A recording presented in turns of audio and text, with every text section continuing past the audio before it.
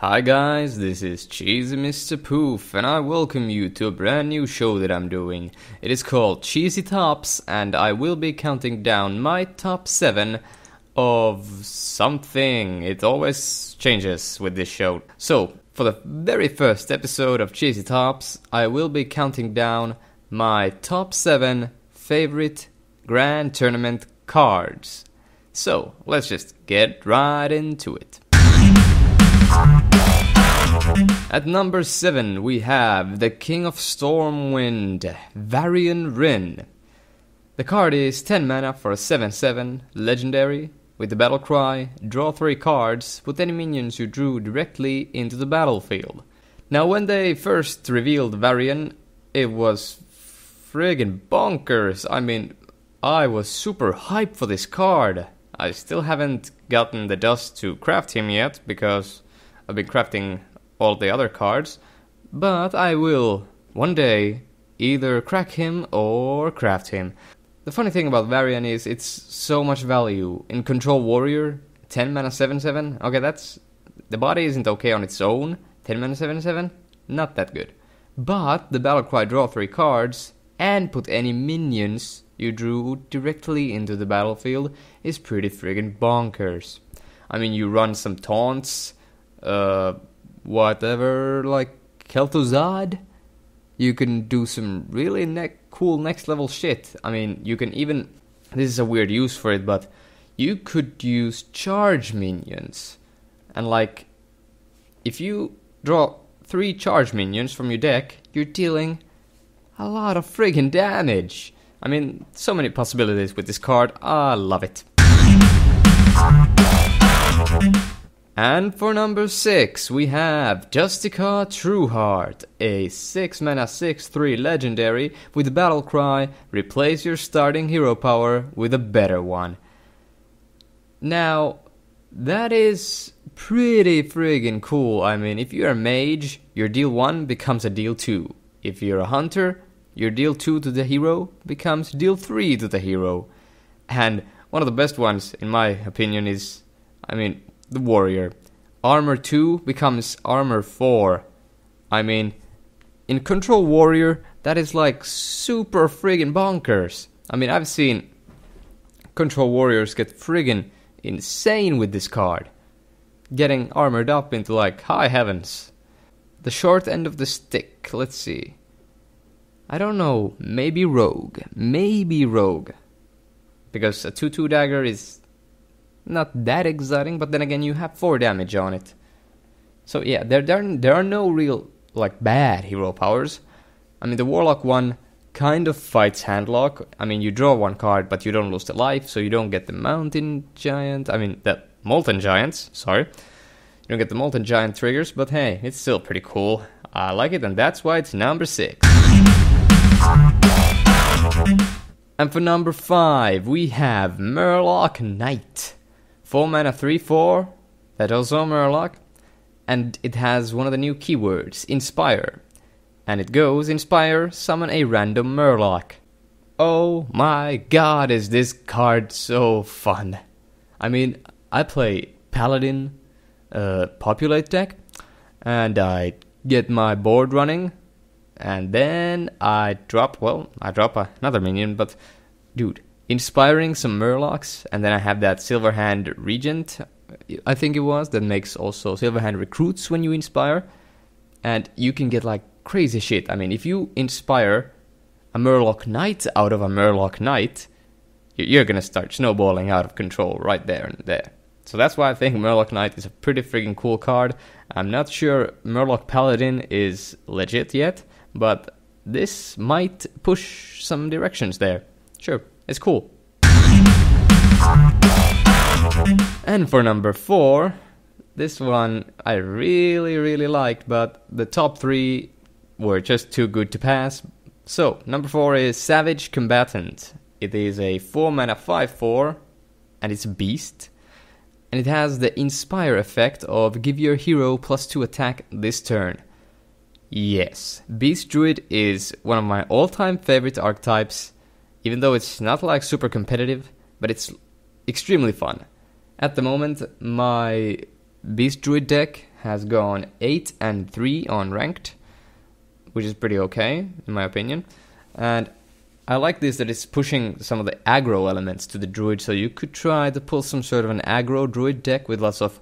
You have claws, you have savage combatants, then you have the bites. I'm not sure if you would run savagery in it, but you could maybe try it. But anyway, this card, love it. Art is also pretty cool, yeah. So, as we're going to move into the top 3. And the number 3 place goes to Lock and Load. Yes, indeed. This is a bonkers funny card. 2 mana for each time you cast a spell this turn, add a random hunter card to your hand. This is also the only spell on my list. And you probably see why. It's pretty friggin' funny. I mean, you're gonna... And this is pushing something that's not a face hunter. This is... You're gonna run stuff like tracking, you're gonna run hunter's marks, all your spells, which is pretty friggin' cool. Then you build up your mass, and then you drop Lock and Load, and you start storming out with your cards. And the Lock and Load can give you more spells to trigger the Lock and Load, which is pretty cool, in my opinion. Yeah, awesome card. Also love the flavor text on it. When you go the card crafting thing, it says something about Rexar going with machine guns and stuff, and being like Lock and Load. It's pretty cool. Let's go the next one. At number 2 is a card that many thought was going to be super bad, but as I have noticed playing Paladin and Shaman, it's actually pretty friggin' good in late game. Number 2 spot goes to Murloc Champion. Oh yes. 5 mana for a 4/3 beast. With the Inspire effect, give your other minions +1/+1. Now you can throw this guy into a beast druid deck, but I don't think he does great work there. Or you could try it with Hunter. But most of the time you're gonna be putting this card in a Paladin or a Shaman deck, seeing that both of those heroes have a hero power that puts a minion on the board. So, late game you have lots of totems, or Silverhand recruits, or Murlocs from your Murloc Knight, and then you drop Murloc Champion, you use your hero power, first you get the minion out of the hero power, and then you get the +1/+1 on all your other minions. This card, ladies and gentlemen, is friggin' bonkers. The stat-wise, it's not that good. 5 mana 4/3. I mean, Shredder body, but not Shredder cost. I mean, it dies to a lot of things. But that's why you drop it late game and make it not the biggest threat, because the biggest threat will be the rest of your board, which is pretty awesome. Also, the art is pretty funny. It's a monkey riding a hippo. Ladies and gentlemen, monkey riding a hippo. You gotta respect that. Number 1 spot goes to Tiny Knight of Evil. What? This card? But it's bad. No, it's not bad. It might look bad, but dude, okay, just hear me out here. It's my favorites, okay? So I'm gonna explain this real quick here. So, Tiny Knight of Evil, 2 mana 3/2 demon, with the effect, whenever you discard a card, gain +1/+1. Now, there are many things that I love about this card, and I'm gonna get right into it. First of all, I love pushing new archetypes, like the Beast Druid, or, well, I don't really know other cool stuff. Well, Lock and Load, Lock and Load is also a cool thing you can do.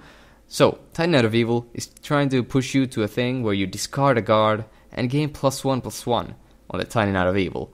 And we also got some cards that do synergy with this, like the Fist of Jaraxxus, which is a 4 mana spell, which deals 4 damage to a random enemy if you play it or discard it. So that's a lot of value. So I actually made a deck called Ultimate Price, where you play Tiny Knight of Evil and the discard cards, and some of the other things that are demons and, like, do bad things to you, but they're strong. But yeah, other things I love about this card. The friggin' voice of the Tiny Knight of Evil when it comes into play is just hilarious. Also, I'm noting out that it has art from my favorite artists from Magic the Gathering and Hearthstone, Raymond Swanland. As you can see, the spiky art is so cool. I love it. So, it's a demon, it's a 2-drop, the art is great, the voice is great, it's pushing a new archetype, which I love. I love seeing new kind of archetypes and mechanics being tried out in Hearthstone. So, to me, my favorite card in the set is the Tiny Knight of Evil, and I hope to see what Hearthstone is going to do with the discard mechanic in the future. But that wraps up this episode of CheezyTops. I'm your host, Cheesy Mr. Poof, and I would thank you all for watching. I hope you're having a wonderful day, and make sure to subscribe to the channel for more CheezyTops and other kind of cool content, and I guess I'll see you next time.